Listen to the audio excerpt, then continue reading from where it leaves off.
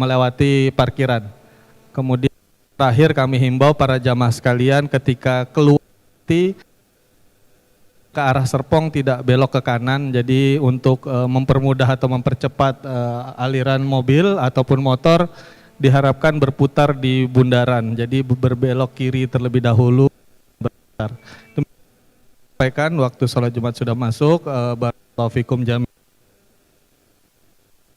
wabarakatuh.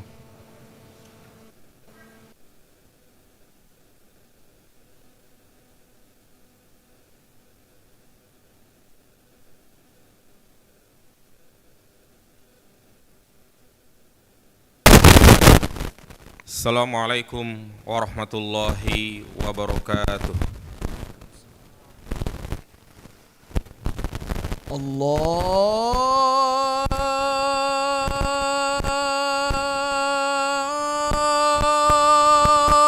Akbar, Allahu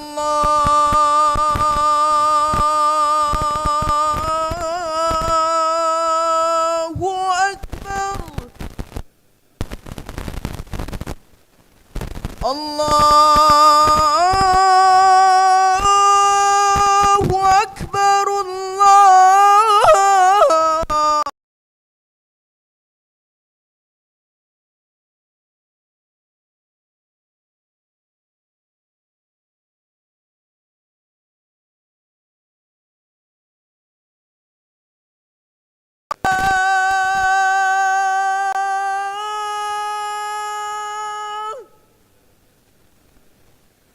Asyhadu an la ilaha illallah.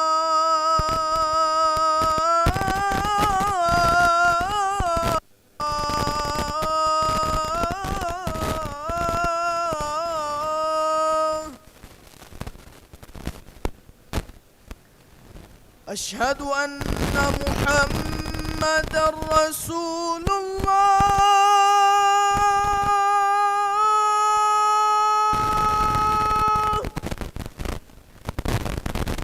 أشهد أن محمد رسول الله.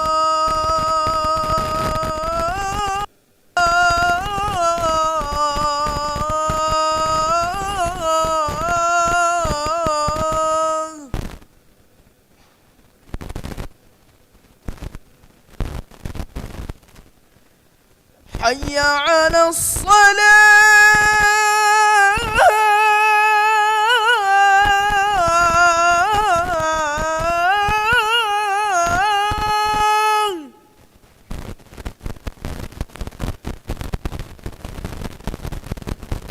حي على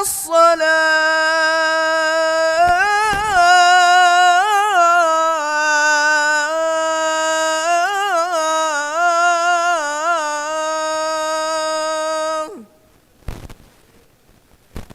حي على الفلاح.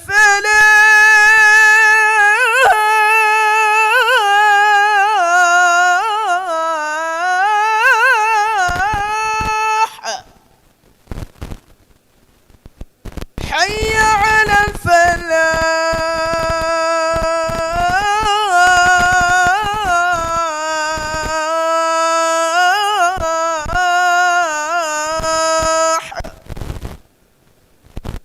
الله أكبر، الله أكبر، لا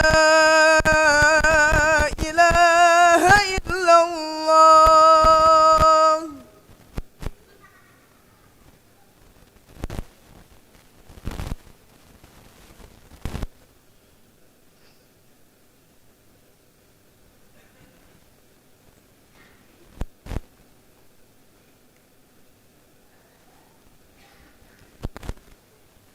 إن الحمد لله نحمده ونستعينه ونستغفره ونعوذ بالله من شرور أنفسنا ومن سيئات أعمالنا.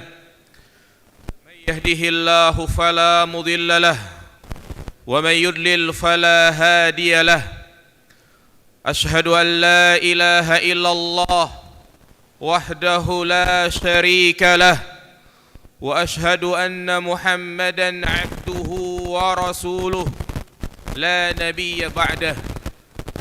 اللهم صل على محمد وعلى آل محمد.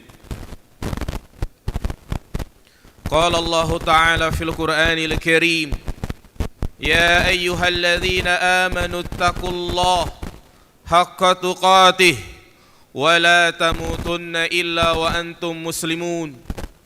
وقال النبي صلى الله عليه وسلم: فإن أصدق الحديث كتاب الله وخير الهدي هدي محمد صلى الله عليه وسلم وشر الأمور محدثاتها فإن كل محدثة بدعة فإن كل بدعة ضلالة وكل ضلالة في النار.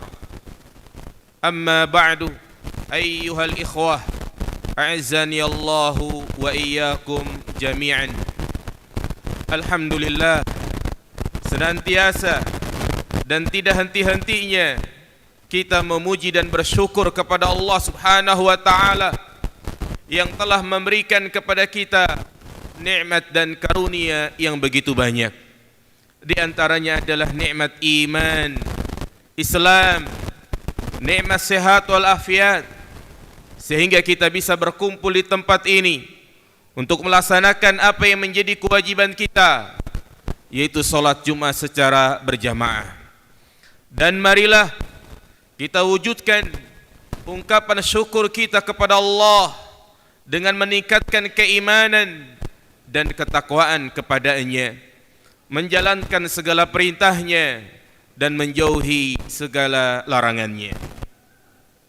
Jamaah salat Jumat yang dirahmati Allah Subhanahu wa taala, ketahuilah sesungguhnya Allah Subhanahu wa taala merupakan satu-satunya zat yang memuliakan sebagian makhluknya dari sebagian yang lain.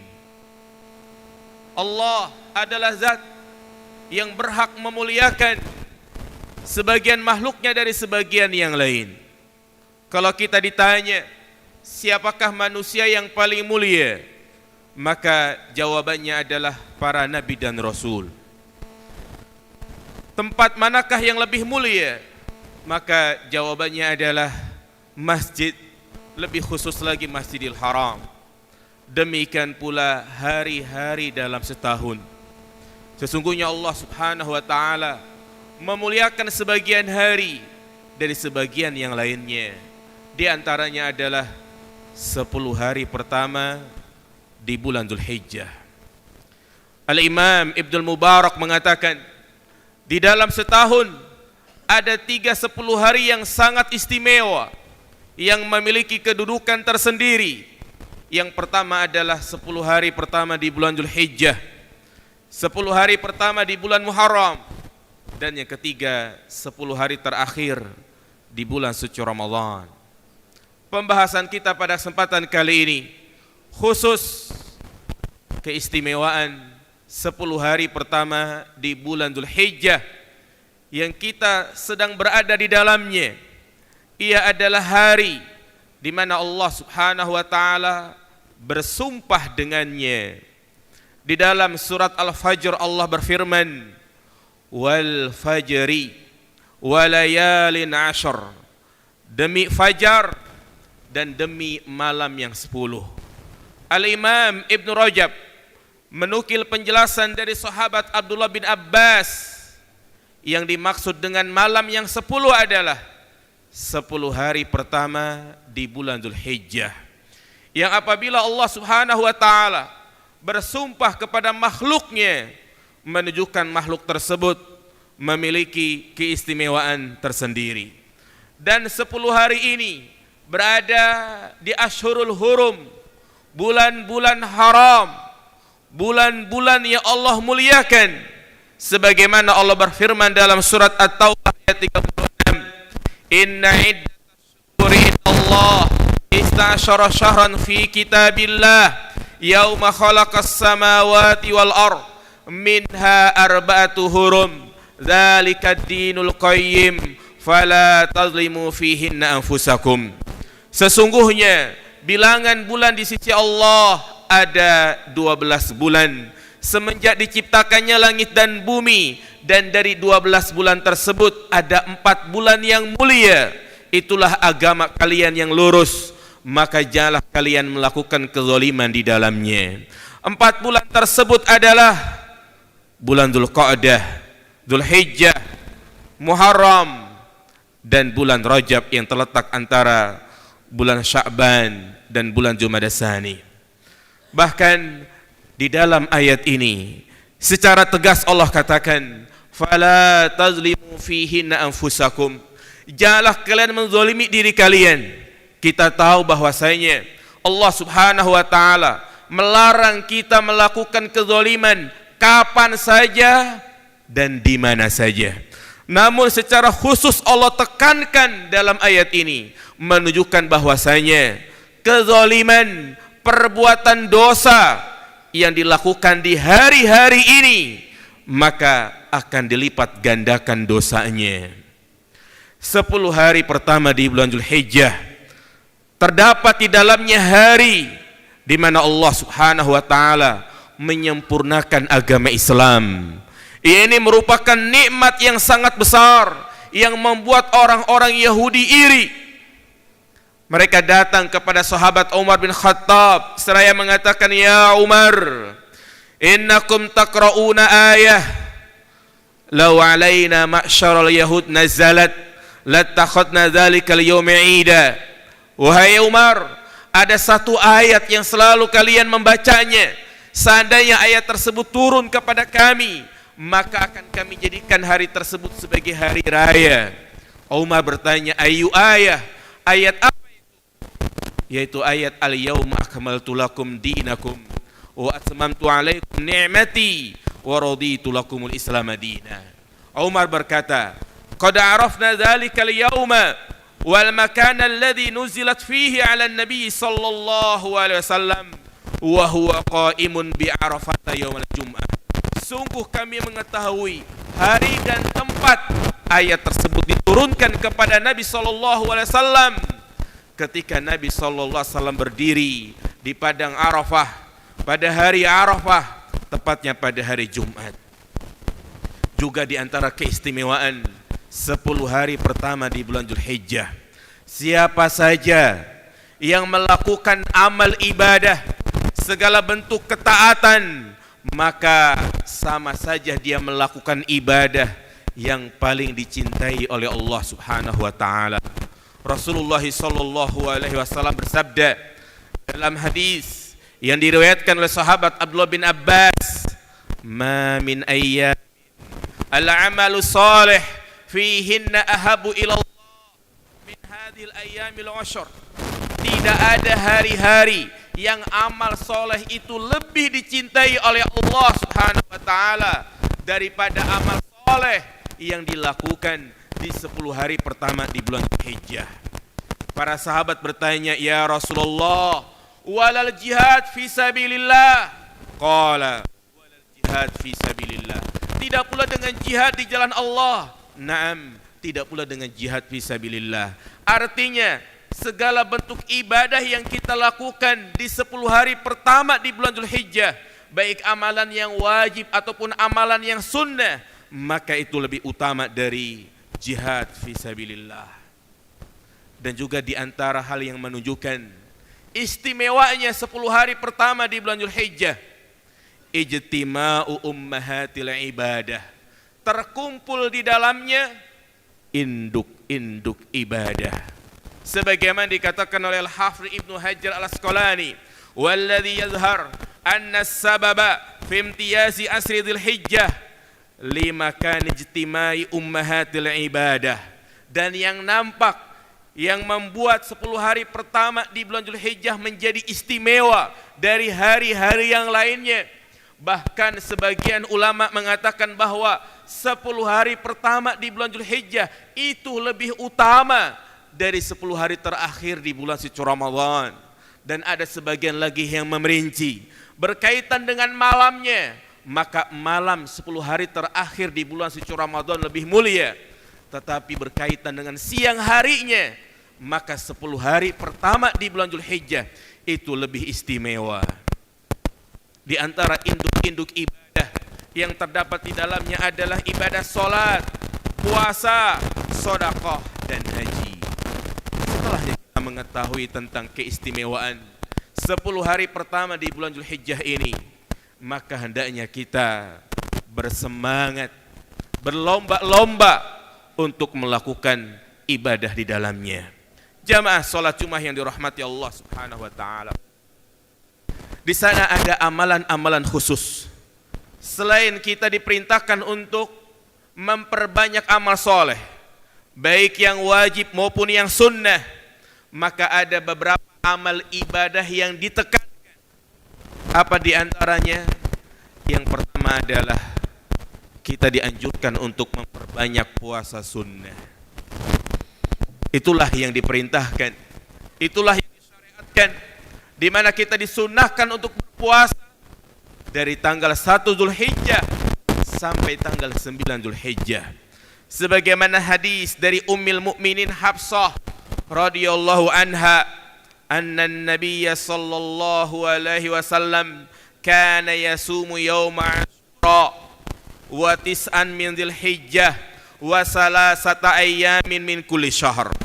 Bahwasanya Nabi sallallahu alaihi wasallam biasa berpuasa pada tanggal 10 Muharram yang disebut Yaum Asyura, dan 9 hari pertama di bulan Dzulhijjah, dan 3 hari setiap bulan. Bagi siapa saja yang mungkin dia tidak mampu untuk mengerjakan puasa 9 hari, maka sangat dianjurkan, sangat ditekankan untuk berpuasa pada tanggal 9 Dzulhijjah yang disebut dengan puasa Arafah, yang insya Allah jatuh pada hari Sabtu berdasarkan keputusan pemerintah. Rugi baginya kalau dia tidak mengerjakan puasa tersebut, karena Nabi SAW ketika ditanya tentang keutamaan puasa pada hari Arafah, beliau menjawab, yukaffiru sanah al-madiyah wal baqiyah, menggugurkan dosa setahun yang lalu dan setahun yang akan datang. Khusus hendaknya kita memperbanyak zikir, takbir, tahlil. Bahkan saat inilah kita sudah diperbolehkan untuk takbiran. Sebagaimana disebutkan dalam hadis, ma min ayyamin a'zama indallah wa la ahabba ilaihi minal amal fihinna min hadhil ayyamil 'ashr. Tidak ada hari-hari yang lebih agung di sisi Allah, yang lebih dicintai di sisi Allah daripada 10 hari pertama di bulan Dzulhijjah. Fa aksiru fihinna at-tahlil wa takbir, maka perbanyaklah untuk mengucapkan tahlil, la ilaha illallah, wa takbir, dan juga bertakbir. Juga di antara ibadah yang disyariatkan di dalamnya adalah haji. Bagi mereka yang memiliki kemampuan, hendaknya dia melaksanakan ibadah haji. Walillahi 'alan nasi hijjul baiti man istata'a ilaihi sabila. Allah wajibkan haji bagi mereka yang memiliki kemampuan. Dan subhanallah, haji adalah ibadah yang sangat agung, yang Rasulullah jadikan sebagai rukun Islam yang kelima, yang tidak ada balasan baginya kecuali surga. Wal hajjul mabruru laisa lahu jazaa'un illa al-jannah. Haji yang mabrur tidak ada balasan baginya kecuali surga. Dan yang terakhir, di antara ibadah yang sangat dianjurkan, bahkan para ulama menghukuminya wajib, yaitu kurban, sebagai bentuk penghambaan kita kepada Allah Subhanahu wa taala. Orang yang berkurban berarti benar imannya kepada Allah Subhanahu wa taala. Orang yang berkurban berarti dia memiliki sifat solidaritas, di mana ia memberi kelapangan dan kebahagiaan kepada fakir miskin. Maka hukum kurban adalah wajib bagi mereka yang mampu. Nabi SAW bersabda, man kana lahu sa'atun wa lam yudahi fala yakrabanna musallana. Barang siapa yang memiliki keluasan rizki kemudian dia tidak berkurban, maka jangan sekali-kali dia mendekati tempat salat kami. Dan juga Rasulullah SAW tinggal di Madinah selama 10 tahun. Beliau tidak pernah yang namanya meninggalkan ibadah kurban, bahkan disebutkan beliau sampai berkurban dengan 100 ekor unta jamaah sekalian. Maka jangan bakhil, jangan pelit untuk berkurban. Dan kurban berbicara masalah iman. Berbicara masalah iman, bukan berbicara masalah harta. Betapa banyak orang yang pendapatannya mungkin lebih sedikit dari kita, tapi dia mampu untuk berkurban karena dia letakkan kurban di dalam hatinya. Jangan sampai harta yang kita miliki menjadi bumerang karena kita tidak berkurban di hari raya Idul Adha. Demikianlah, semoga bermanfaat. Aqulu qouli hadza wa astaghfirullah wa lakum innahu wal ghafurur rahim.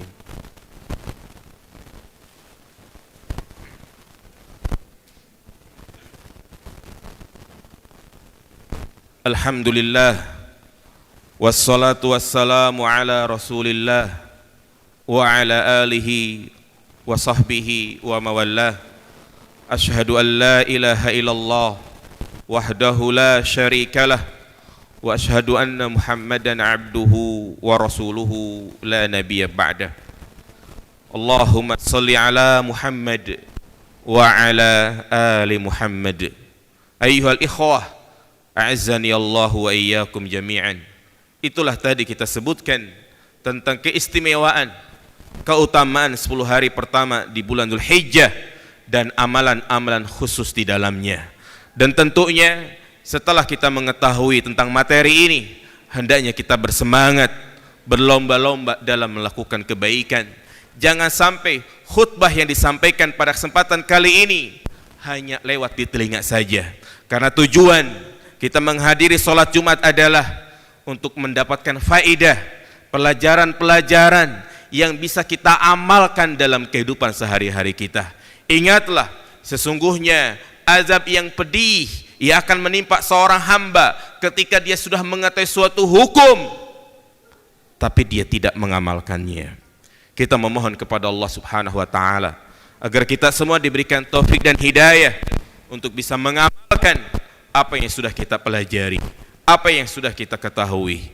Allahumma alimna bima jahilna wa dzakirna minhu ma nasina. Allahumma ighfir lana ولإخواننا الذين سبقونا بالإيمان ولا تجعل في قلوبنا غلا للذين آمنوا ربنا إنك رؤوف رحيم اللهم آمنا أوطاننا وأصلح أئمتنا واجعلهم محكمين بكتابك وسنة نبيك محمد صلى الله عليه وسلم اللهم فرج المكروبين ونفس عسرة المعسرين واقض دينا عن المدينين ربنا ظلمنا أنفسنا وإن لم تغفر لنا وترحمنا لنكونن من الخاسرين ربنا آتنا في الدنيا حسنة وفي الآخرة حسنة وقنا عذاب النار آخر دعوانا أن الحمد لله رب العالمين أقم الصلاة.